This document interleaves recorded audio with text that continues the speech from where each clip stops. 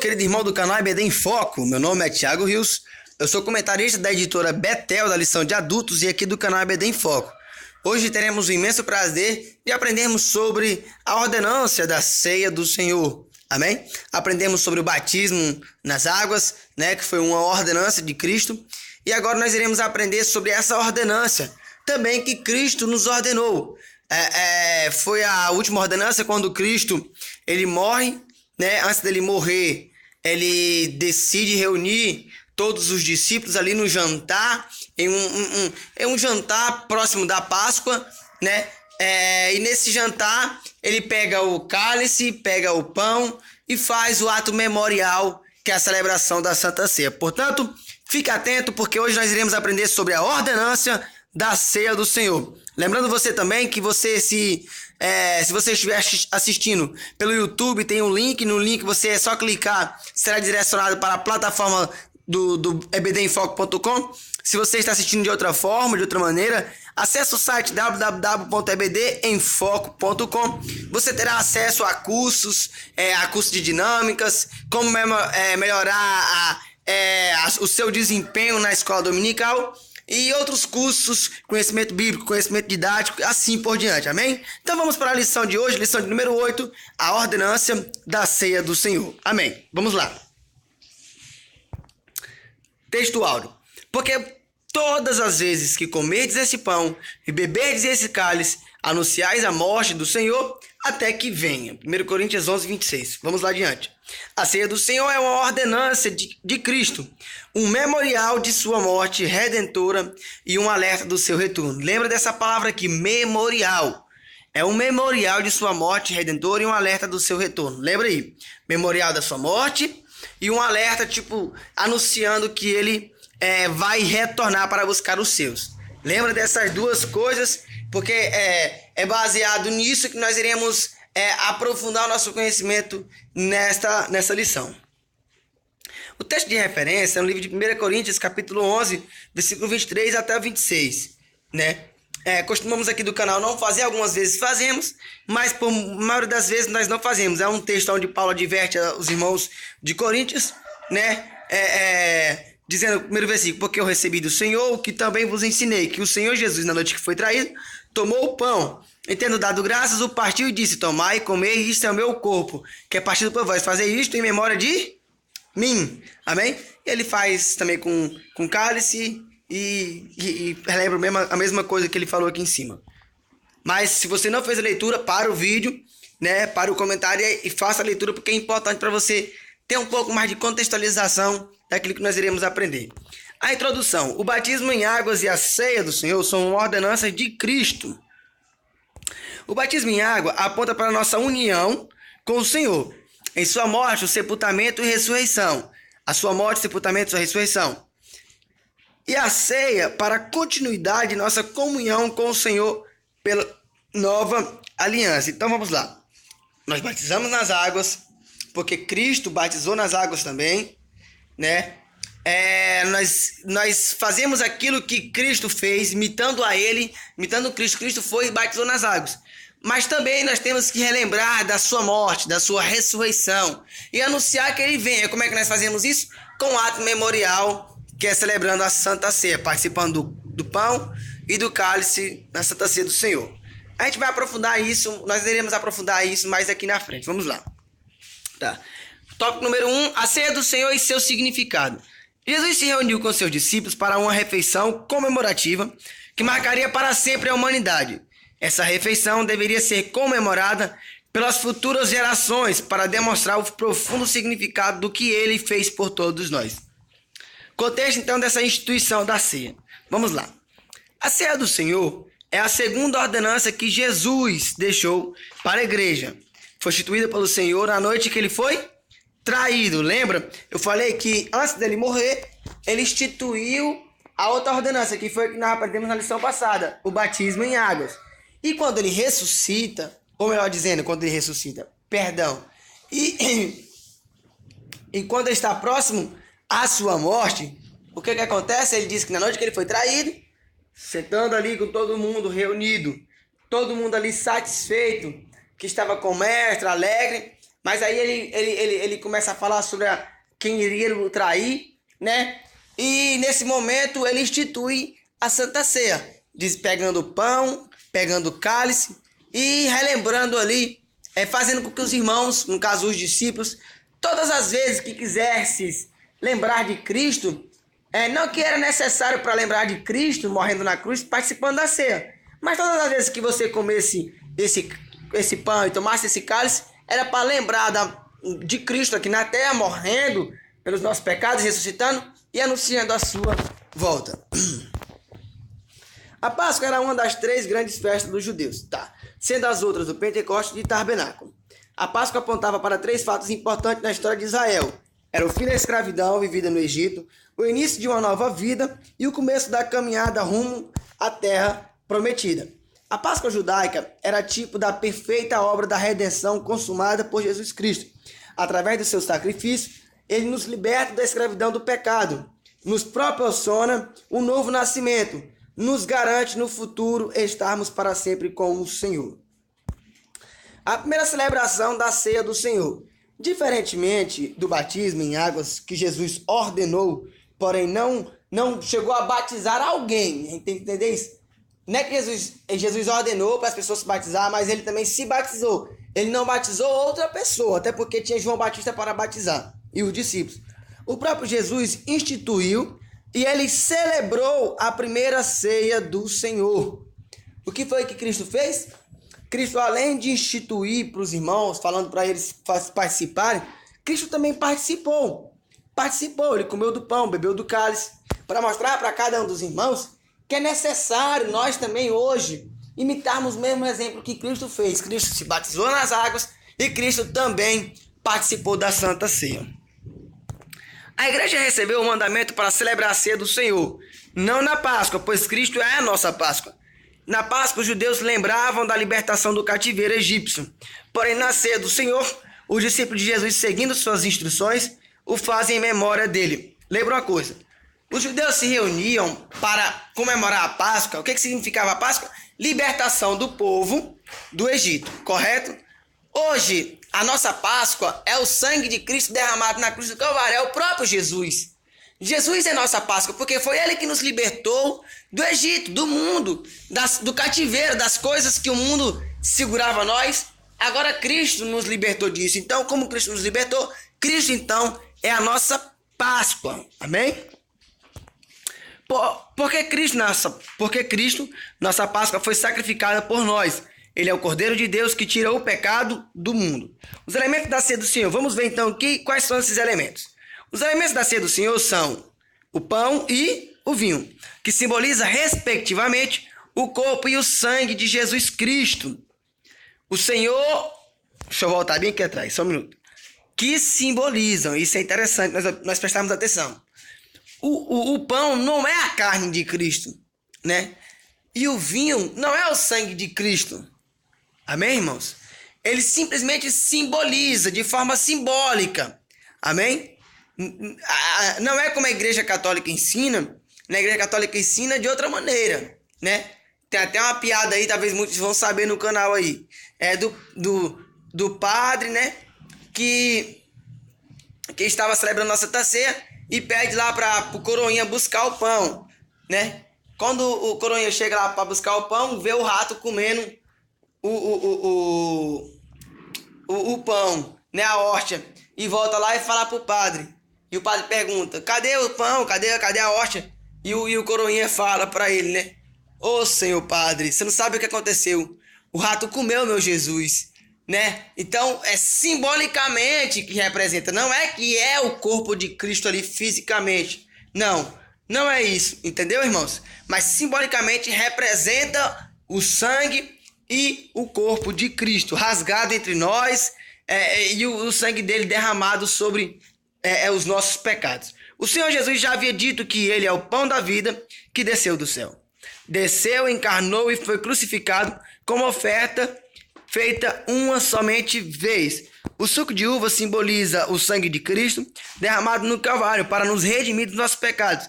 Assim, a participação da ceia é um testemunho de participação da nova aliança de Deus como seu povo. A importância do discernimento. Não adianta nós participarmos da Santa Ceia sem entendermos o que ela significa. Se nós fazermos isso, iremos comer o pão, iremos beber o cálice para a nossa própria condenação, como Paulo exorta o povo de Coríntios. Portanto, cada um de nós que participamos da Santa Ceia e não temos o pleno conhecimento de o que isso significa, estamos comendo e bebendo para a nossa própria condenação. Vamos lá. A importância do discernimento. Paulo, ele exorta a igreja em Coríntios sobre o perigo de não discernir quando a participação da ceia do Senhor. Discernindo, discernir com clareza, notar detalhadamente. É preciso atenção por parte dos que participam da ceia do Senhor, pois não devemos considerá-la como qualquer outra refeição. O pão e vinho, diferentes interpretações. Houve um erro aqui, mas vamos adiante. Examine-se a si mesmo. É preciso participar da ceia do Senhor com solenidade e redobrada reverência, prévio autoexame, pois é possível a pessoa se tornar culpada. Portanto, qualquer que comer este pão ou beber do cálice indignamente será culpado do corpo e do sangue do Senhor. Examine-se, pois, o homem a si mesmo, e assim como deste pão e beba do cálice. Houve aqui uma inversão de valores, o slide aqui deu uma trocada, mas eu vou passar todos os slides e faço um comentário quando terminar. Após a oração, os elementos estão consagrados, não são mais coisas comuns, mas com a finalidade única de serem emblemas do corpo e do sangue de Cristo. Porque o que come e bebe indignamente, come e bebe para a sua própria condenação, não discernindo do corpo do Senhor. Aí repetiu de novo, Nos mostra. Tá. Examine-se a si mesmo. Nos mostra que se trata de uma ação antes de participar da ceia do Senhor. Tá. Vamos lá. Deixa eu falar um pouco aqui sobre o pão e o vinho. Diferentes interpretações. Algumas pessoas, como eu falei ainda há pouco, quando oram, no caso da Igreja Católica, eles não passam, não me falha a memória, eles não usam o vinho. Usam somente a hóstia. Se não me falha a memória, é isso. Só usam a hóstia para celebrar a Santa Ceia. Isso daí eu não sei porquê, mas há muito tempo atrás, desde da Igreja Católica, no caso, antes da Reforma Protestante, isso já existia, Mas você pode observar que Cristo ordenou comer do pão e beber do cálice, E algumas igrejas, algumas instituições, principalmente a Igreja Católica, para eles, a transubstanciação, não me falhe, é isso a palavra certa.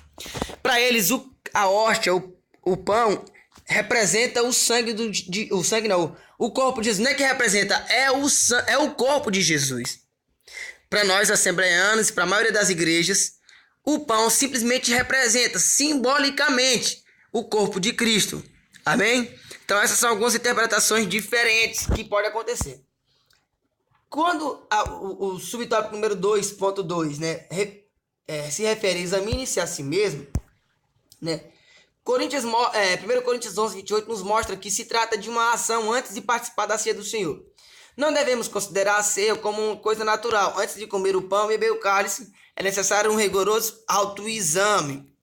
Então, antes de nós participarmos da Santa Ceia, nós temos que ter esse conhecimento.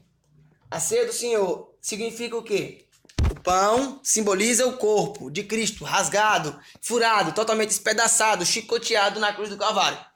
O sangue, no caso o vinho, simboliza o sangue de Cristo derramado na cruz do Calvário, como a última gota que foi derramada. Então, simbolicamente, esse é um conhecimento que nós temos que ter. O outro conhecimento é um conhecimento de examinação do homem em si mesmo.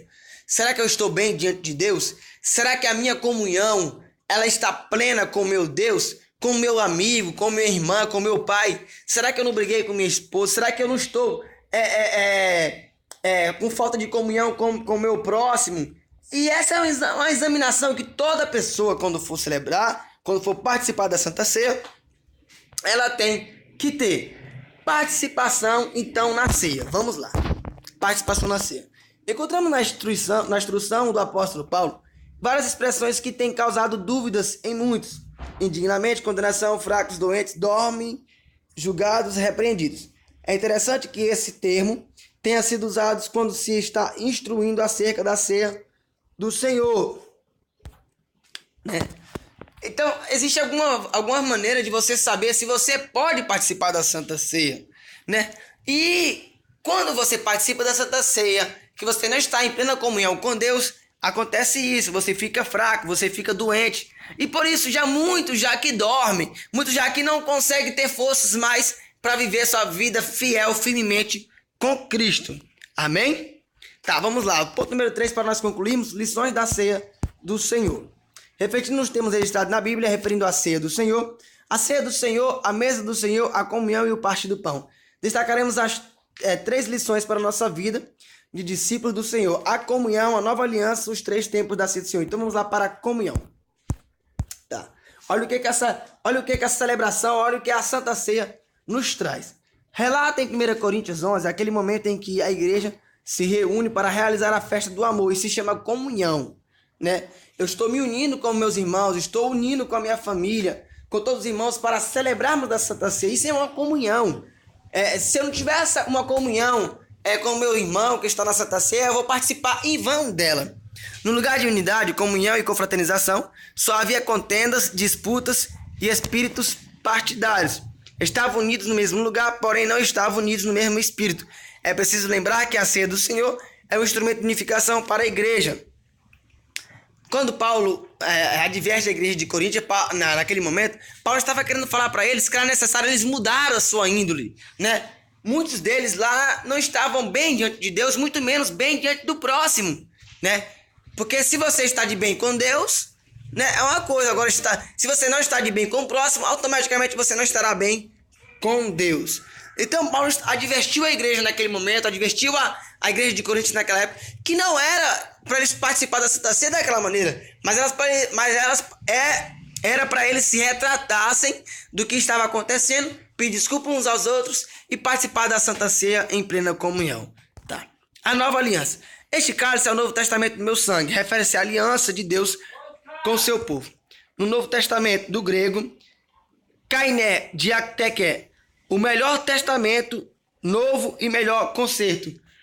Novo e melhor concerto. Esta nova aliança foi sancionada pelo sangue de Cristo, diferentemente da aliança celebrada no Monte Sinai, mediante o sacrifício de animais. Então vamos lá. Lembra que no Antigo Testamento, todos os anos, o sumo sacerdote ia lá, pegava o sacrifício de cada um dos judeus e levavam para ser sacrificado lá no altar. Tinha toda aquela liturgia, todos os anos eles faziam aquilo, e aquilo não anulava o pecado das pessoas, só apaziguava. Amém? Quando Cristo vem na terra, ele morre e ressuscita. O que acontece? Somente uma vez. Esse sacrifício só foi uma vez e foi sancionado o problema do pecado. O problema do pecado no sentido que, quando eu creio em Cristo agora, eu não preciso mais sacrificar a minha vida de maneira que levar outro sacrifício, entendeu? A Deus para perdoar os meus pecados. Não. O sacrifício que eu levo a Deus é a minha crença em Cristo mediante o seu sacrifício na cruz do Calvário. É isso que eu vou levar a Deus. E, portanto, Cristo teve que morrer somente uma vez e ressuscitou uma vez. Amém? Os 3 tempos da ceia do Senhor. Assim como a salvação abrange 3 tempos em seus diversos aspectos, como, por exemplo, passado, presente e futuro. O que acontece no passado? Nós somos regenerados. Nossa comunhão que nós tínhamos para com Deus, que foi quebrada em Adão e Eva, agora traga de volta. No presente, acontece o processo de santificação. Dia após dia, nós somos santificados. Dia após dia, nós labutamos para nos aperfeiçoarmos ainda mais e parecermos ainda mais para com Jesus. E no futuro seremos glorificados. Nosso corpo será glorificado. Também encontramos 3 tempos na ceia do Senhor. Em 1 Coríntios 11, 26. Passado, anunciareis a morte do Senhor. Ou seja, no passado, nós estaremos aqui anunciando que Cristo veio nessa terra no passado e morreu. Amém? Morreu e ressuscitou. No presente, todas as vezes que comerdes e beberdes, todas as vezes que nós participarmos do sangue de Cristo, nós estamos anunciando nesse exato momento que Cristo morreu pelos nossos pecados e que Ele ressuscitou e no futuro, até que Ele venha, nós iremos anunciar então a sua morte. Passado, anuncieis a morte. É digno de notar que as 2 ordenanças deixadas pelo Senhor enfatizam a sua morte. Cristo, nossa Páscoa, foi sacrificada por nós. No presente, todas as vezes que comerdes e beberdes, lembram continuamente da observância, perseverança na comunhão e constante aviso sobre a igreja, cumprindo a sua missão e anunciar a sua morte. Futuro, até que venha, é o aspecto futuro, escatológico, da ceia do Senhor. É a antecipação do banquete messiânico que reunirá pessoas de todas as nações, tribos e línguas para participar das bodas do Cordeiro.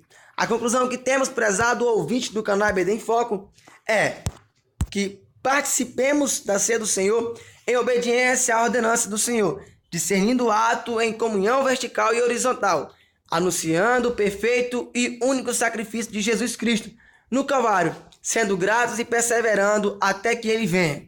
E assim também participaremos das bodas do Cordeiro. Lembrando, caro ouvinte, canal do EBD em Foco, que nessa lição nós não aprofundamos, por exemplo,